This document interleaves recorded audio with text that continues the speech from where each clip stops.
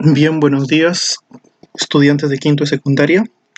Hoy día vamos a desarrollar lo que viene a ser el tema número 2. Así que debido a este contexto que estamos viviendo, se va a desarrollar de manera virtual lo que viene a ser la cultura mesopotámica o Mesopotamia como tal. ¿Qué quiere decir la tierra entre ríos? En esta imagen que aparece al costado, ¿sí? Eh, estamos continuando lo que en algún momento estudiamos con la revolución neolítica. Recordar que la revolución neolítica va a conllevar a una explosión demográfica en distintas partes del mundo, no en todas, ¿sí? Y se van a crear 5 grandes núcleos agrícolas en el mundo.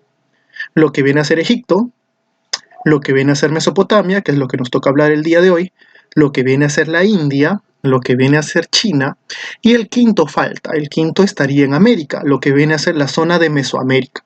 Y cuando se habla de Mesoamérica se toma en cuenta lo que es mayas y aztecas, en lo que viene a ser México, y lo que viene a ser la zona de los Andes centrales, ¿no? Lo que viene a ser acá en el Perú.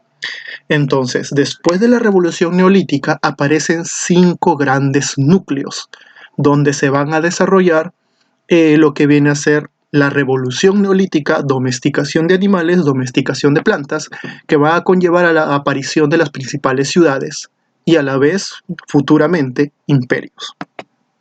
Bien, cuando hablamos acerca de la ubicación geográfica, Mesopotamia, como les decía antes, etimológicamente significa tierra entre ríos. Bueno, obviamente porque se ubica en 2 ríos, lo que viene a ser el río Tigris y el río Éufrates. El río Éufrates con un caudal menor a la del río Tigris. Esta imagen es muy interesante, ¿por qué?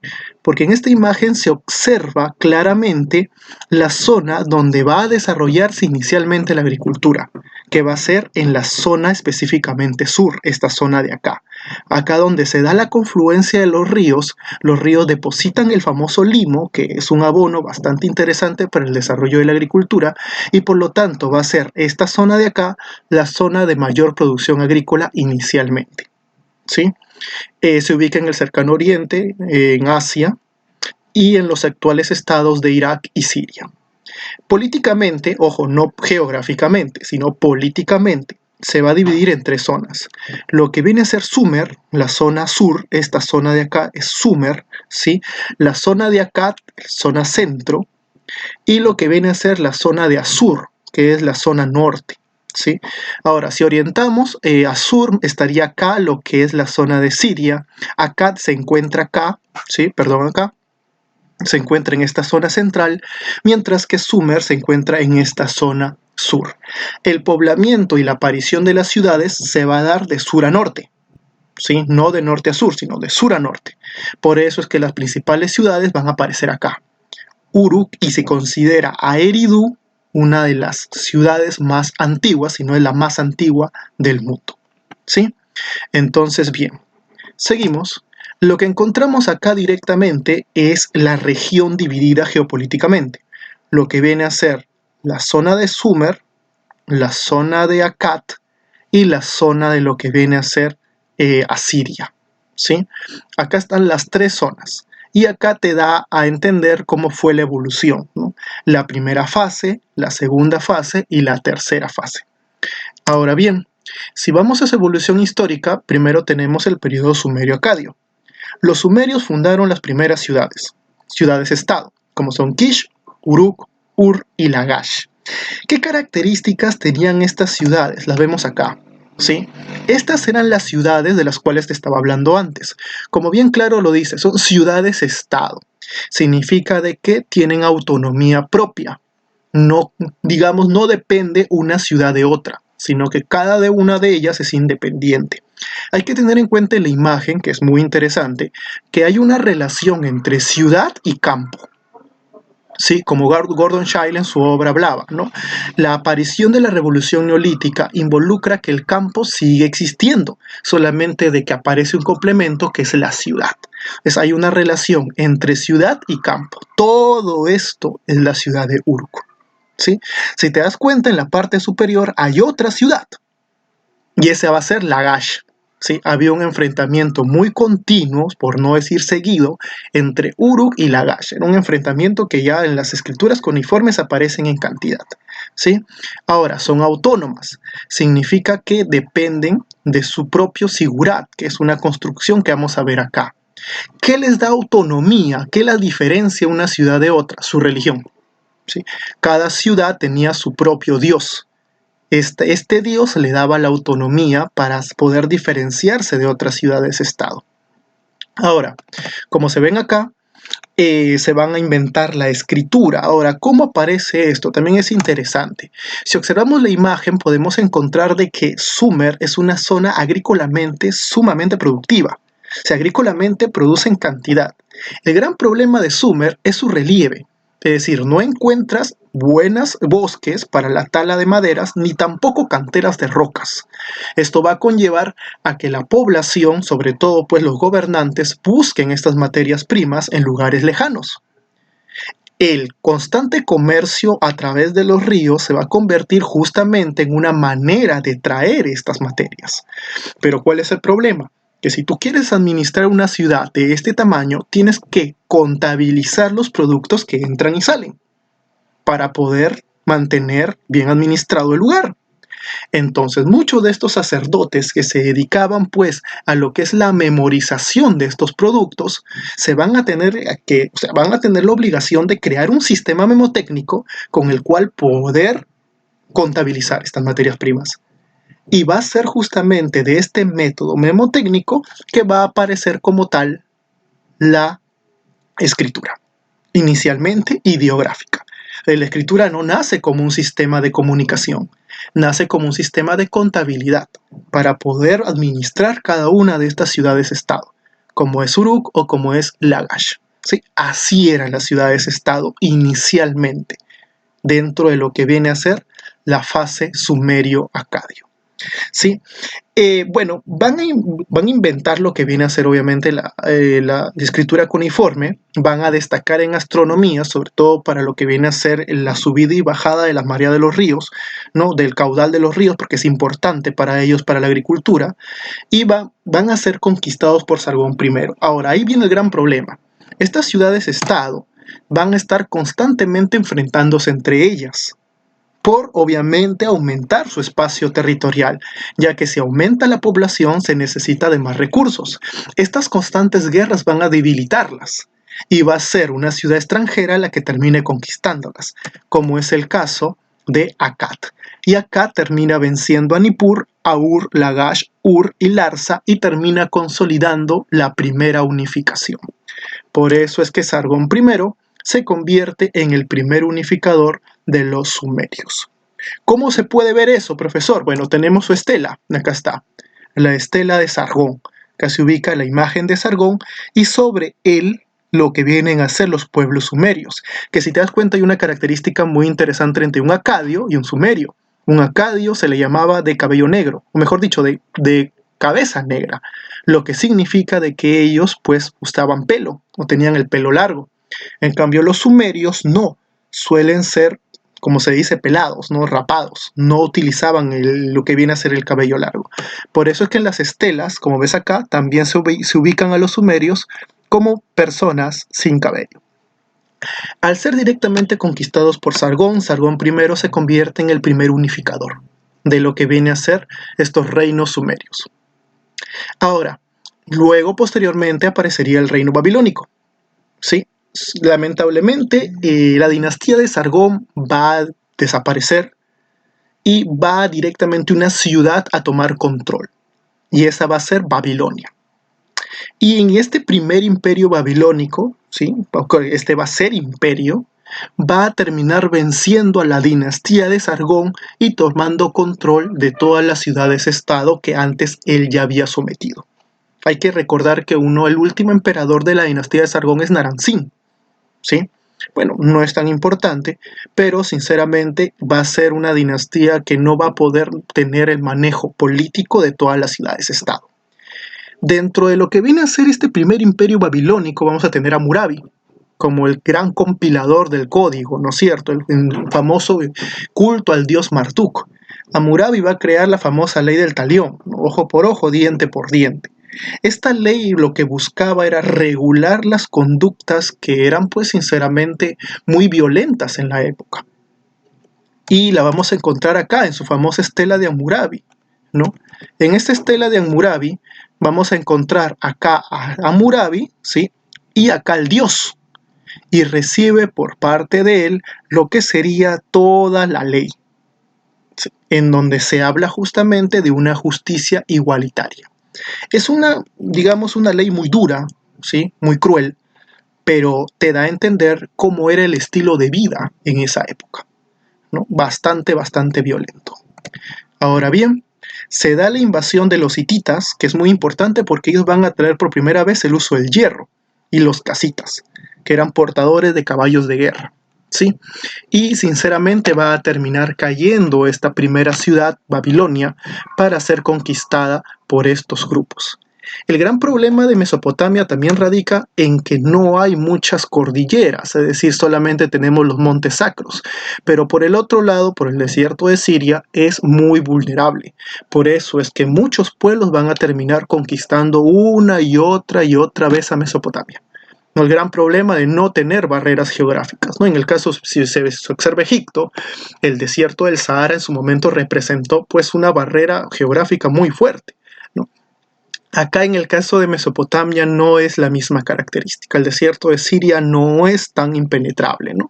Simplemente el dominar los caballos les permitió para que estos pueblos pudieran tomar control de Babilonia. Posteriormente, estos pueblos subyugados bajo el poder de los hititas y los casitas van a aprender a utilizar tanto el hierro como los caballos y se van a liberar. Se van a liberar específicamente de sus, digamos, sus explotadores, ¿no? Digamos, los pueblos que habían llegado antes. Y acá el pueblo que va a tomar el control son los asirios. Los asirios se van a ubicar en esta parte superior, ¿no? La parte de Asur. Eran pueblos de características nómades. Eso significa de que utilizaban en gran medida lo que viene a ser animales como borregos, vacas, etc. Eran de zona de estepa, y al ser de zona de estepa, zona de montaña, le permitió a ellos el manejo más fácil del caballo. Su adaptación del caballo a estos lugares y su manejo va a ser mucho más sencillo por estos pueblos. Por eso es que estos asirios, al aprender lo que es el uso del caballo de guerra y con el uso de caballos, van a terminar venciendo a los pueblos hititas y expulsándolos de la zona de Mesopotamia. Acá el principal representante de este pueblo asirio es Asurbanipal, con el cual se da la máxima expansión y organizó la biblioteca en Nínive. Hay que tener en cuenta de que siempre los asirios, visto en los documentos antiguos, eran el pueblo más bélico, pero a la vez el más sanguinario. Comúnmente no dejaban esclavos. Sí, asesinaban a toda la población, inclusive hasta quemaban las tierras. Entonces, el imperio asirio, sinceramente, se convierte de todos los pueblos en el pueblo más violento de la época. Pero, gracias al uso del caballo, al uso del arco y la flecha, logran la máxima expansión. Más adelante, los asirios van a ser vencidos nuevamente por un resurgir de lo que viene a ser el segundo imperio babilónico. ¿Sí? Acá va a aparecer Nabucodonosor II, un personaje que es importante porque aparece en textos bíblicos, ya que a él se le atribuye la construcción de la Torre de Babel, y también una de las 7 maravillas antiguas que vienen a ser los jardines colgantes. El segundo imperio babilónico no va a tener el esplendor del primer imperio babilónico. Va a ser un imperio bastante corto, bastante corto. Es por eso de que van a ser vencidos más adelante por Ciro el Grande, que sería el rey de los persas. Y luego pasaría bajo control de los persas, luego bajo control de Alejandro Magno y finalmente bajo el control de los romanos. Y así Sumer perdería para siempre esa autonomía que en su momento llegó a desarrollar, ¿sí? Pero hay muchos aportes que nos dejan para la historia que hasta ahora se mantiene. Manifestaciones culturales tenemos lo que es la astronomía y la matemática. Ellos llegaron a desarrollar el calendario lunar, el zodíaco y el cálculo de los eclipses. También desarrollaron la numeración sexagesimal, el cálculo y la división de la circunferencia en 360 grados. En la escritura desarrollaron la escritura cuneiforme, desarrollada la más antigua de la historia, traducida por Henry Rawlinson en 1846. Esto se dio durante una expedición de Napoleón, ¿sí?, a lo que viene a ser estos territorios. Ahora, Napoleón, no, perdón, una expedición inglesa a estos territorios. Con relación a la arquitectura, va a estar basada en el uso del ladrillo, el adobe y la arcilla. Y van a destacar los zigurats. Los zigurats, sinceramente, como lo vamos a ver acá, son construcciones que se orientan a pirámides escalonadas, ¿sí? Una superpuesta por encima de otra.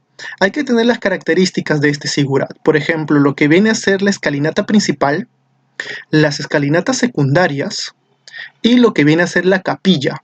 Dentro de la capilla está la deidad, a la cual se le rinde culto.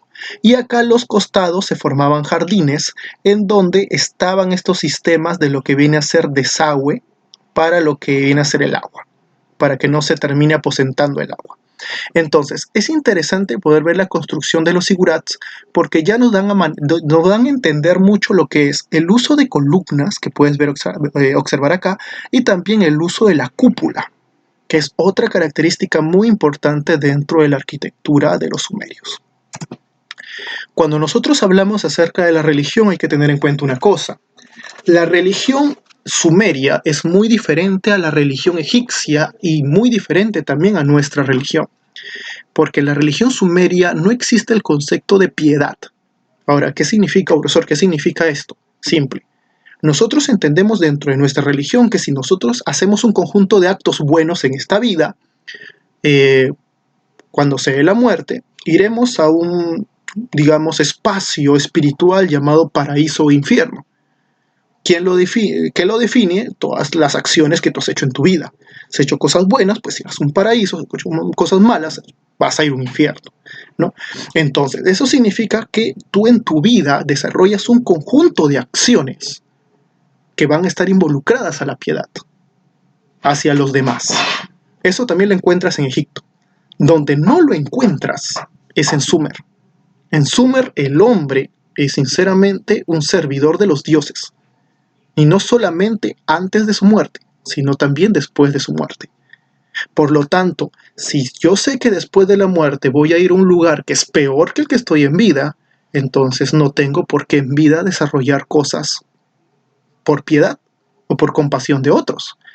Y por eso en cierta parte se puede observar por qué esta sociedad era tan violenta, porque no existía este concepto de piedad religiosa.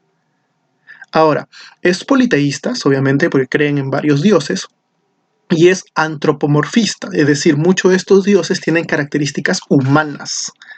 Aparte, hay dioses principales como son Ishtar, Shamash, Marduk y Asur. Cada uno de ellos, por ejemplo, hay dioses que son tomados de otros panteones. Por ejemplo, Ishtar es el nombre de la diosa del amor en Akkad. Pero en Sumer su nombre no era Ishtar, sino su nombre era Inanna, ¿sí? En el caso de Shamash también está relacionado con lo que viene a ser la luz, el sol. En el caso de Marduk, la oscuridad. Es un dios que no es netamente ni de Sumer ni de Akkad. Es un dios principalmente asirio, ¿sí? En caso de la escultura van a destacar seres mitológicos como son la Samu, o la Masu, perdón, que son seres antropomorfos, ¿no? Como vemos acá, son seres antropomorfos alados que principalmente lo vamos a encontrar en portadas, en las partes centrales y las partes sobre todo fronterizas de cada edificio, ¿no? En las entradas, en las columnas, vamos a encontrar este tipo de arquitectura. Bien. Eso ha sido directamente todo lo relacionado con Mesopotamia, una civilización muy interesante, ¿sí? Hay muchas cosas importantes. Recuerdo haber leído el primer libro de las cuneiforme y ya se hablaba de que en Mesopotamia existía diversos problemas de los padres con los hijos, por ejemplo, que no querían estudiar, que no es un problema de ahora, es un problema que ya viene desde Mesopotamia. ¿Sí? Es una cultura bastante interesante. Lamentablemente hoy día con las guerras que existen en Medio Oriente, muchos de estos lugares que antiguamente eran de excavación han desaparecido. Por eso es una cultura que cada vez tenemos menos información sobre ellos. Bien, muchachos, más adelante desarrollaremos el siguiente tema, ¿sí? Por favor, tratar de leer y estructurar lo que le voy a enviar en su cuaderno y desarrollar la tarea correspondiente. Ya nos estamos viendo.